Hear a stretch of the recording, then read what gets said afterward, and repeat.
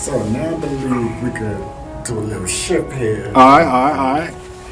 We'll start over here in this corner, which I'll call cause, and then we'll get to effect in that corner. All right. Later, you know what I'm saying? But let's come over here. You was just Where the car's at? Yes. All right. Let's come so if people who knew me, right, growing up, people who knew me from 21 on down, age 21, I had all those cars.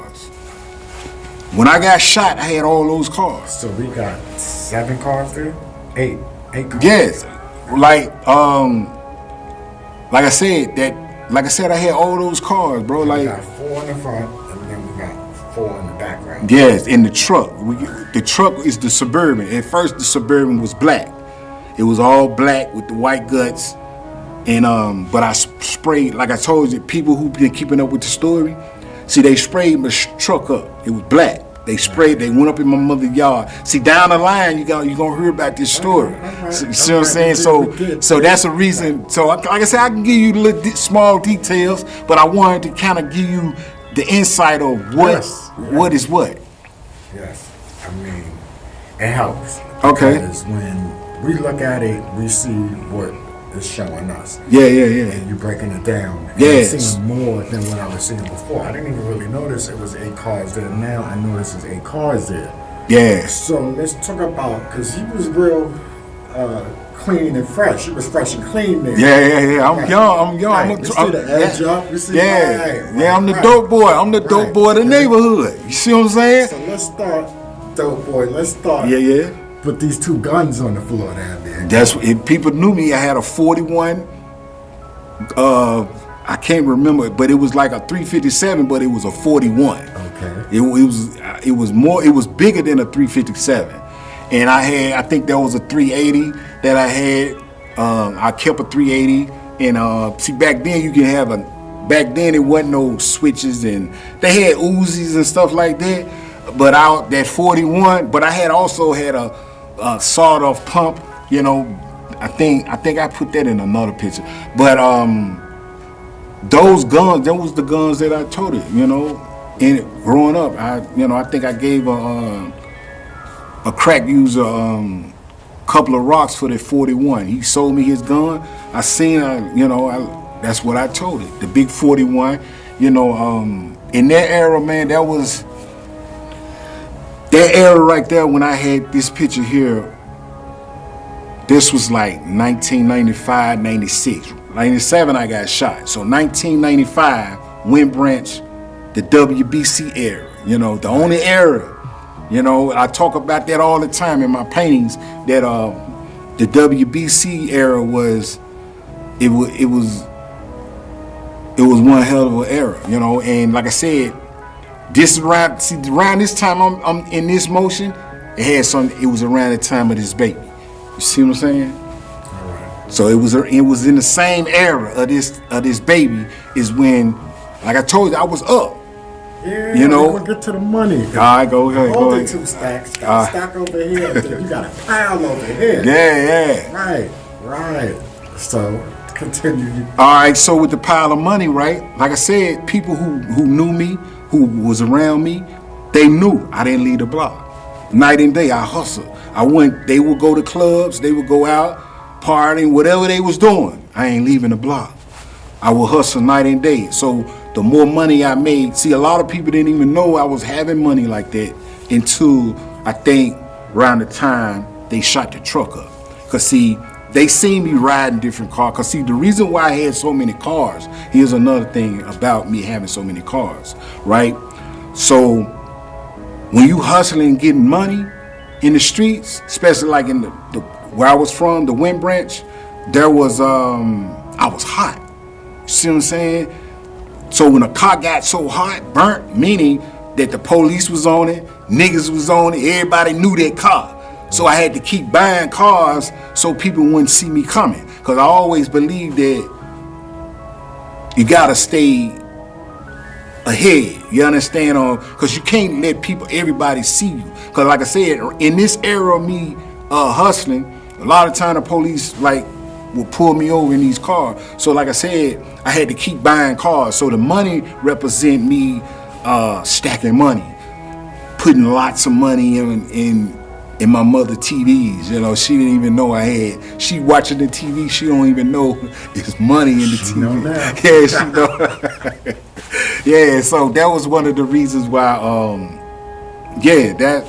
So that's the main reason. And also, see, like I said, when I paint and tell these stories, I'm never glorifying the lifestyle. What I'm trying to get people to understand that this was my lifestyle. This was something that I ain't lying, I ain't glorifying, I ain't clout chasing. The people that know me, they know the stuff that I'm saying out my mouth. They'll say, yes, he did They that. need to hear these stories because Yes. you can save them from making mistakes that you made before. Yes, yes. So that's the whole purpose of me creating this with the money, is to get them to understand I was caught up, man. Like, for real. Right, how fly is this guy? I notice everything is matching, so this Yeah. guy, they color coordinated his outfit. You know what I'm Yeah. saying? That Kingpin, diner. yeah, like I said, I was having jewelry. I was having money, jewelry, but the whole thing of that moment though, right?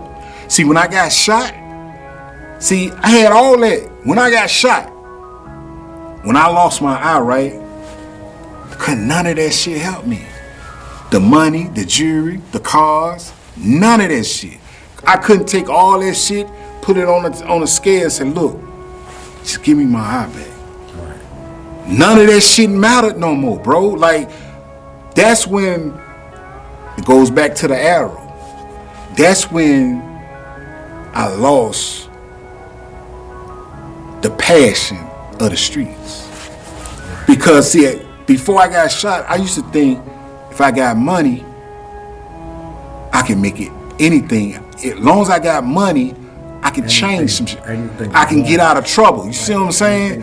Yeah, if I go to jail, boom. You know, if I get my car gets stolen or police, you know, anything, I can pay it off. Can't buy no eye. You see what I'm saying? Can't be replaced. That's something, my vision couldn't be replaced. And here's another thing, right? As far as being a Muslim, right? A Muslim believes that the Creator has already written everyone's life. You just gotta live it out, right? That's what a Muslim believes. Now, when I'm looking back at my life now, see, 27, 28 years ago, when I got shot, when I lost my eye in the hospital, wrapped up, my face bandaged up, I'm handcuffed to the bed, you couldn't tell me that this was gonna help my life. You understand what I'm saying? See, today I know that me losing my eye was the foundation to make me who I am today. That was the owl. That's what opened up. it what helped me change my ways. Even though I went through the phase of using drugs, homelessness, jails and institutions, all that type stuff, right? Even though I went through all that, traveling from city to city, you know what I'm saying? Going everywhere, just going in deep depression, in total darkness. Just like if you believe in the Bible, they says, I think his name is Jonah, or one of the prophets, I'm gonna just say that, was in a well. He was in total darkness. He was in a well. Mm-hmm. See, that even Joseph, his brothers crossed him and put him in a well, right?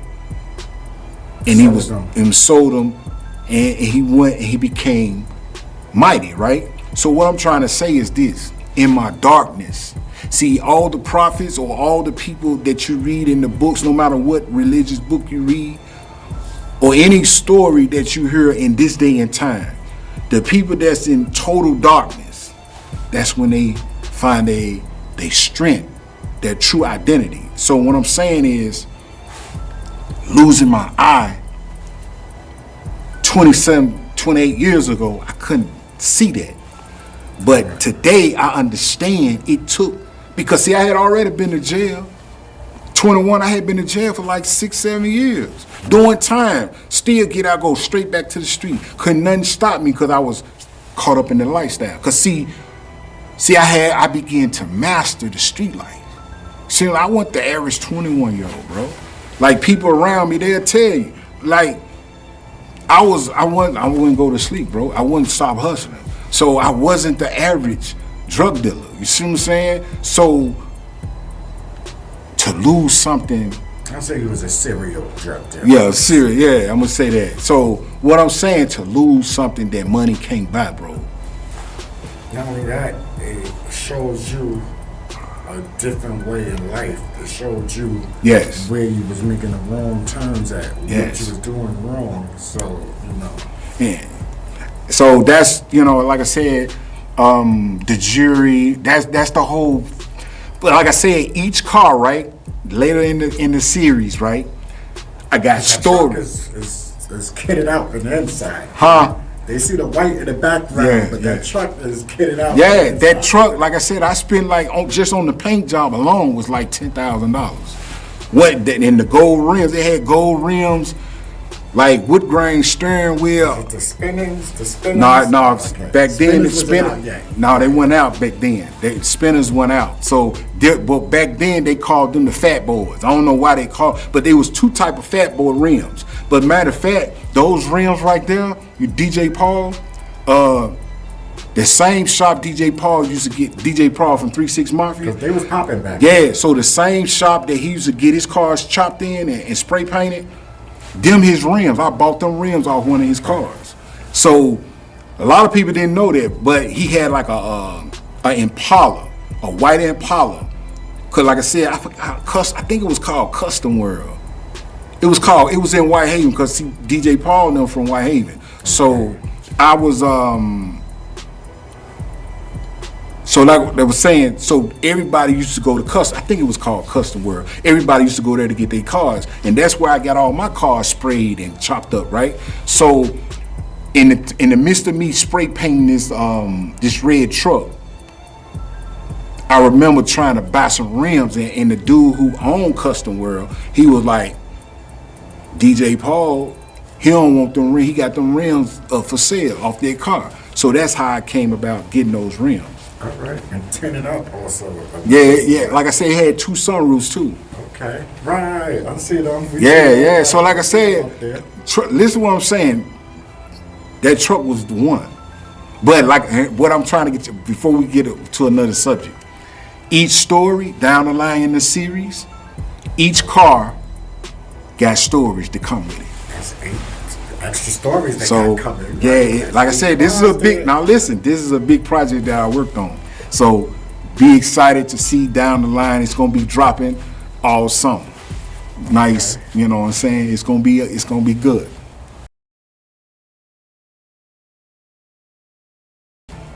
So I just got 2 more over here. Oh, okay. One of them is self-explanatory because you talked about it, but this window here is the one that shot up. Yeah. I see bullet holes in this window here. Yeah. And let's talk about the crown. That is the crown they had there, right? Yeah, the crown. So the reason why, okay, I'm gonna break down the shattered windows and the bullet holes, right? Right. See, when they shot up the truck, right? When we got shot up in the truck, see, when I got out the hospital, when I made bond, because I went from the hospital to jail, so I had to make bond because I was wanted on prior charges. Okay. So when I made bond, I got out. My truck, when it got shot up, at first it was under investigation. Then they took it and put it at the pound, the car pound. So when I got out, I had to go get the car. So I remember when I went to get it, my driver's side window was shot out. A lot of bullet, like fragments, you know what I'm saying? Like, because see, they shot from this side.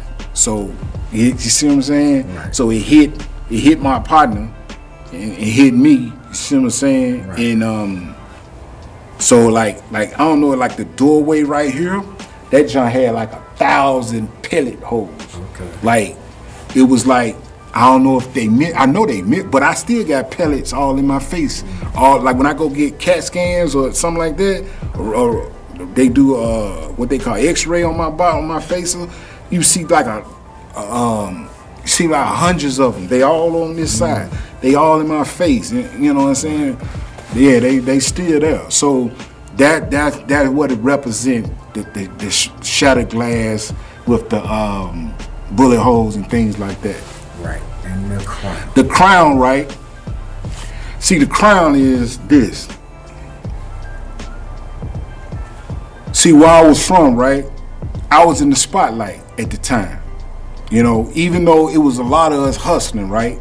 But I stood out the most because for one, I was more aggressive.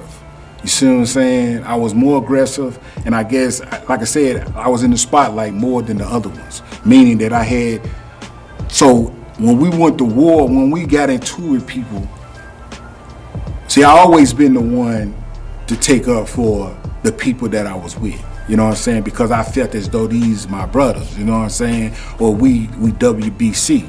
So like I always tell people, like, when we went to war, a lot of people seen me as the aggressive, you know what I'm saying? Because I had more to lose. Right. See, a lot of people that was hustling, they ain't had nothing to lose. You know, you know what I'm saying? But the fact that, cause like I said, a lot of them try to paint this picture like I was the,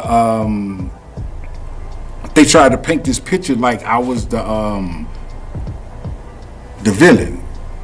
And like I said, down the line, we're gonna break down the villain because, and true enough, I was the villain.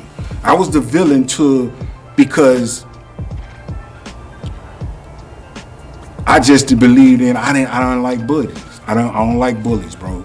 And like I said, even though, like I always tell people, it was a person in our circle that started that war, you know, and it wasn't the fact that wasn't the issue down the line when you look at the story on how WBC split, because when you're a part of an organization or part of friendship or whatever, you're gonna back your friend.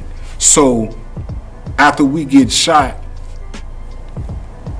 and they went and betrayed as far as being friends with these people, that was the part that fucked me up in the head, because you start the war and years later you get on and you start helping these niggas eat. So that was the whole thing about that whole issue with the crown. With the crown is just really kind of breaking it down that I was more looked at as a villain and because like I said, I was more up than, I was more up than a lot of them, you know what I'm saying? But everybody was getting money. And see, at the time, how I was looking at it, because a lot of time people would try to come over in the Wind Branch and try to eat off our, you know, like on any block, you know, you can't come eat off our block, you know what I'm saying? So that made me more of a villain as well. You see what I'm saying? But see, back then, a lot of dudes that was around me hustling, they didn't grasp that perception of it. You see what I'm saying? Because they didn't really know what haters were. Yeah, so that's what I'm saying. Like I said, they seen us getting money over there. So a lot of dudes that used to be over there left and went on out their way. They came back trying to come back around. So once we started like posting up wherever they was at, we would post up. Like I said, I became the villain because they seen the money in the cars.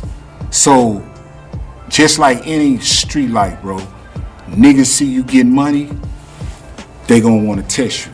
So the crown represent that. In order to wear that crown in the streets, niggas gonna test you. In order to have that crown, see, a lot of niggas, when I got shot, see, other niggas got in that spot. Because they want to be the boss.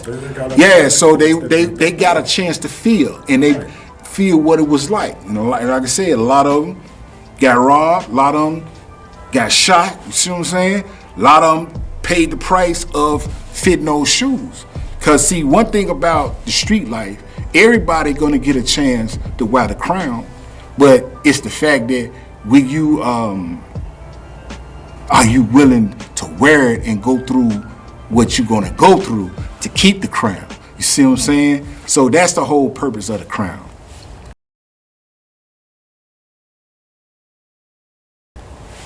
So, because of hair, did you miss anything? No, did you miss anything? Because I painted it. Right. I'm looking hard. See, did I miss anything? Yeah, I don't think I missed nothing here, but you are going to go back and give them the story for each one of them. Yeah, listen, in the story, like I said, these next couple of series is going to break down the whole painting, bro. Okay, so I'll label this the cores over here. Yeah. Now let's go to the far right over there. Here? Yeah, and we'll go to the effect of the cores. You know All right. The reason why I painted this moment in this era is because it represents 201 Poplar. 201 Poplar, the Pentaform, is the jail system in Memphis. You know, it's where see back then. See, in the early 90s, right, it was one particular gang that flooded the whole city. You understand? It wasn't no different gangs back then. It was just one big, the whole city was one gang. So, and that what caused W.B.C. to come about.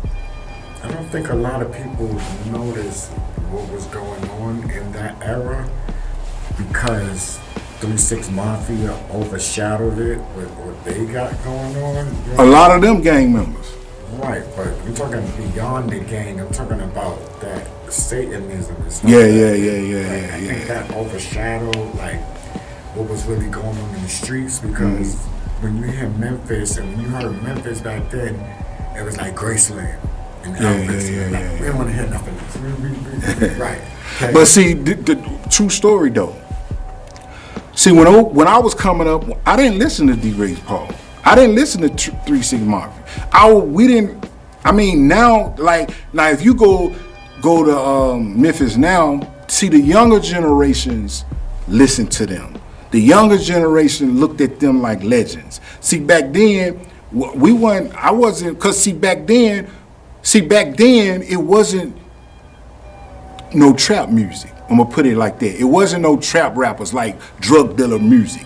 It was because we was listening to UGK. We was listening to a lot of tech. I was listening to a lot of Texas people or Tupac or I wasn't listening to no 3-6 Mafia. You see what I'm saying? I wasn't a fan of that. So when I got so like I said, as we got older, the younger generation was their fan base. My generation, I wasn't no 3-6 Mafia fan because for one, I went to school with some of them, and my lifestyle wasn't their lifestyle. You know, I was in the streets and they was rapping. You know what I'm saying? But at the same time, they made a lane for, I can't knock that part. They made a big lane for Memphis, and they put Memphis, because Memphis, like I would listen to 8 Ball now. I listened to 8 Ball and MJG. I would listen to them, but I wasn't no 3-6 Mafia fan, you know. So what I'm trying to get you to understand in this picture, back to the whole city was one gang. So as time began to change, there was small other gangs began to form. Offshoots. Yeah, where cause see, they bullied the city. The gang that covered the whole city, they bullied. You see what I'm saying? 100 niggas. 3, 4. You had no idea that this stuff was going there because our exposure to 3-6 Mafia here was in the Jay-Z song Big Pimpin', and Yeah. you see the visuals that they showing there, It's not the visuals we might see from a Memphis artist these days. You know what I'm Yeah. saying? So what I'm trying to tell you is this: over time, right? A lot of neighborhoods begin to get into it with the bully gang. You understand? So they began to create their own gangs. Me being Muslim, I never believed in joining it because when I was incarcerated, I seen how people would come to jail and get beat, shoes took, and they would join the gang. So, and I seen gangs do their own gang members that way. You see what I'm saying? And not only that, I seen them send out people to do crash dummy shit. So I was like, and I never, like I said, I always been Muslim. So I never felt as though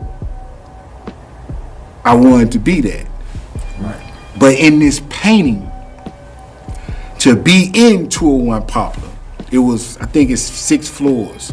The 4th floor is the Murder Dome, Thunderdome. They call that the Thunderdome. My first time ever going to 201 Poplar, it was, I got bound over from a juvenile to being an adult. But they had a juvenile tank in 201 Poplar. It was on the 4th floor, and it was fourth floor is all murderers, lifers. There's people who facing serious charges. But the juvenile tank, I was the only drug dealer in there. All the rest of them had murder charges. They was either there for murder, they getting life sentences and 50s, and you know what I'm saying? So I'm in there, and it was just crazy. We stayed on lockdown. Like I said, I got a series, an episode about that whole event where we stayed on lockdown. A lot of stabbing, a lot of fighting, a lot of, it was wild. And that juvenile tank, you came there because, see, like I always tell people, see, I witnessed killers on the streets come to jail and be bitches. And that's one of the reasons, like I said, I never wanted to be a part of that part of the life. Because, see, I grew up in an era where there was pimp players and hustlers. You see what I'm saying? And getting money. But when that gang shit came, as where everybody wanted to be a gangster. They wanted to be a killer. And it's like they program us to kill each other. Like you go to a neighborhood now, not just in Memphis, all over the world, bro. Niggas hate each other. That's where they get the black on black crime. Yeah, so they hate each other. They'll shoot, they'll kill a person all because of a gang. If it ain't because of a gang, it's because they get more money than you. Or it's just crazy, man, how they program to be divided. And now, the time we living in now, the young gang, the YNs, what they call them, they lost. The YNs are lost, man. They so caught up, they not even knowing that if they survive their youth and they end up in their 40s and 50s, the shit that they doing now in the streets is gonna hunt them. The reason why I'm telling them it's gonna hunt them, because I'm one of those ones. The shit that I did in the streets, that shit hunts me. That shit, you understand? I was just having a discussion with my sister earlier, and I was saying that expiration dates they're not gonna really. But here's the thing, a lot of them ain't gonna live past 25. That's true. A lot of them gonna be dead, or they're gonna be locked up in the penitentiary. Whatever route they go, it's a strong price they're gonna have to pay, right? And if they get locked up and they be locked up the rest of their life, trust me, if they got locked up when they was 20 and they live in prison today when they 60, trust me, every day that they live in jail, they gonna wish that crime that they committed in their 20s, that they never did it. Right. And the ones who gonna die and be in their grave, they're gonna be in their grave wishing that they could come back to earth. See, in Islam, the Quran tells you, your way is gonna send you to the grave, your good deeds or your evil deeds. And when you in your grave, a lot of them gonna be screaming, please let me go back. Let me try it over. But it's gonna be too late.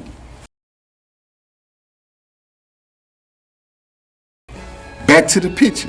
Yeah, because we over here. Me losing my eye, right? 28 years ago, I couldn't believe it, or I didn't want to accept it. But today, 28 years later, I know why this painting.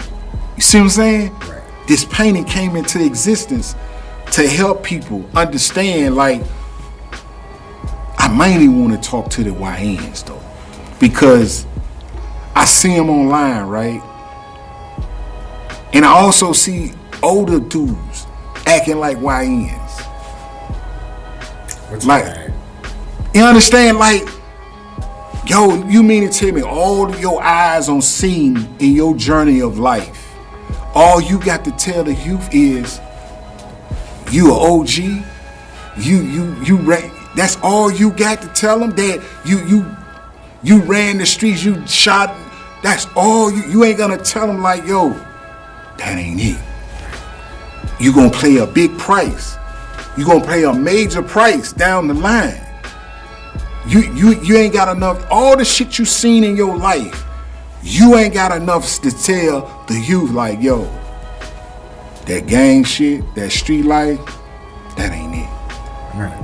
And taking somebody out the path of the moving train, hey, opposed to encouraging them to go in front of the train and get hit. Yes. And like I said, that's the whole purpose of me creating art, creating my legacy, far as wanting to educate the youth through my story. Because my life is the sacrifice to send strong messages to the youth, to help them see and understand that one day, them bodies you got, you bragging about how many bodies you got under your belt. See, one day I heard a Muslim brother say that. He said, one day the Creator gonna ask you, tell me about all them bodies you got. Right. You understand? Just imagine that you run around killing people. You run around killing your ops. And then one day somebody gets you. Or you live to be an old age and you pass away. And you meet the Creator. And the Creator question you about all those bodies you used to brag about. Right. That's gonna be a hell of a moment. Right. You just recently seen the situation. I ain't gonna go too much into it, but with the baby. Yeah. And when they shot the baby. Yeah. Right. In New York. Right. Yeah, I know you on the scooter. Right. Yeah. You want to throw your life away, that's one thing. But who knows what this baby could have become in this world and did for this world. And you took all of that away. And so, like I said, I just wanted to break down some of the... Yeah, okay, so let's get to the halo, and then let's start there. All right, the halo is, see, when I was incarcerated,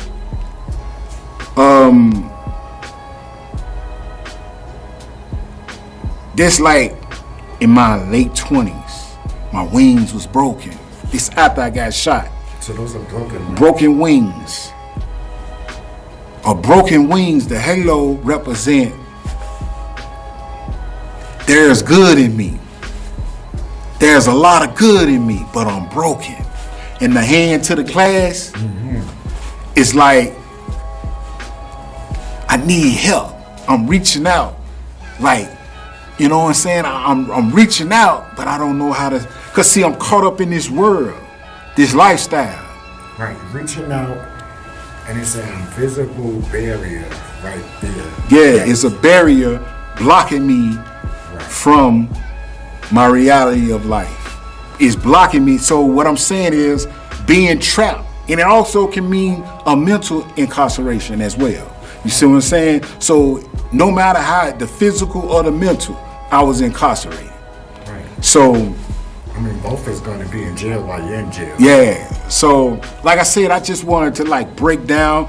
I got a lot of more content that's gonna come to tell each story. Wait. I just want to make sure the time don't, Right. the battery don't run down. Okay, so we got 12 more minutes. All right, cool. We work. So we can talk about the cards, and then we'll go The to cards? the graffiti. Yes, What the cards? in front of you. We got, Nah, them dominoes. oh, okay, the dominoes. The dominoes. Thank you. The dominoes. The dominoes in front of you. Yes, the dominoes. The domino effect. Okay. Yeah, the domino effect. So we dealing with the domino, right? In jail, I played dominoes a lot, right? Count numbers. You know what I'm saying? I used to smoke a little weed in jail, and that's how we passed time, playing dominoes. So reason why I put the dominoes there, right? Like, you know how you can have dominoes lined up, and like you can set them up, and then you can hit one and it knock all of them down. Yes. All right. The choices that I make, right, in my life is I can make a choice today and it can be a domino effect 5 years from now. So that's the whole purpose of the domino effect. Okay. Yeah. Put that down, my brother. Yeah. Now let's get to the graffiti because I see. The graffiti represent all the gangs that's in Memphis. See, now in Memphis, over I think 1,300 different gangs, bro. Like, it's so many gangs. It's like so many gangs is where they on demon time. And like I was saying earlier, they don't even know that if they survive their lifestyle, the things that they're doing now, once they get 40s and 50s and 60s, it's gonna affect their lives. It's gonna play a strong part in their mental. You understand? It's gonna play a strong part in their emotional life. You know, and I do believe in karma. I do believe in what you do. It's gonna come back to haunt you. It's gonna come back to touch your life. See, one thing I learned about the street life, you don't get away. You don't get away. And that's what I feel is the difference about from one generation on to the next. They just think they could do stuff and they will never be, held accountable for what they done. Instead of thinking before you do it, because it might come back to you, and it is gonna come back to you. Yeah, but like I said, what you're saying is correct. Listen, I don't care how long you've been out the streets. If you make it out the streets, it's going to your grave with you. No matter how, you're gonna always have trauma, mental issues with it. You're gonna always have flashbacks. You're gonna always sometimes I have dreams. You see what I'm saying? I always have dreams of getting shot or me shooting at somebody, me like unloading the clip, me drive by. That's normal. But see, when I first got shot, in probably the first 10 years of my life, I had dreams like crazy. But they come now I have them. But what the difference now is when I have dreams, I know how to wake up. I know how to lead the dream. So that's what I learned to do over the years. Is like when I'm in a situation in the dream, I just learned to come out of it, But a lot of it, like I said, it's a lot of drive-by, a lot of shootings, a lot of police chasing me. I'm running, a lot of that, So, like I said, I just want to recap this. And one last thing. All right. What I'm calling a Mecca. Okay. Okay. That window in the middle, which is the genesis to everything. Yes. So please just give them a little bit. Well, brief for that, like I said, Islam, man. Like once I put my life on the straight path of studying and reading the Quran and and learning about the Quran and being a part of Islam, Islam saved my life. Me going to the mosque, me going around Muslims, the spiritual world is more amazing than the physical world to me. Right. You understand? See, I learned to live in the spiritual world than the physical world. So with that, y'all stay tuned. I got a lot of content coming.